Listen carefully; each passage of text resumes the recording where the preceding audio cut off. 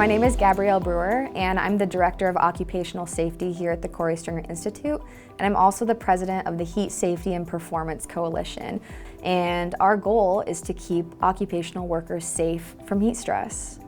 So heat stress occurs anytime that we're out in an environment and it's hot. For the laborer setting in particular, when you're doing any type of physical activity in extreme environmental conditions, we have added stress. So all of this combined has thermal strain within the body. So what we do in our lab is we try and mimic and try and recreate some of these working conditions. We create box lifting apparatuses, any type of maneuvers that maybe have fine motor skills involved, because we do see declines in those as we get hot. We also have some cognitive testing too, where we can test is someone declining, in their ability to think and make quick responses and make accurate decisions at their job, which we know is incredibly important.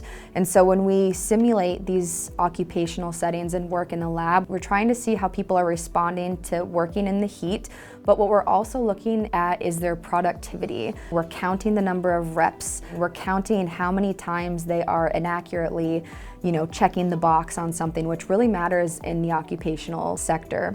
We're first looking at how the body's responding from a physiological perspective, but what we're also doing and what's very unique is that we're looking at their productivity. So when we add in heat mitigation strategies such as fluid replenishment, adding more breaks, adding on body cooling strategies and so forth, we can actually see that workers are staying safer. We know this through physiology data, but we're also seeing that they can perform more. So that's a win for the worker, they're staying safe, but it's also a win for the company if workers are able to produce even a little bit more across the entire team throughout a work shift.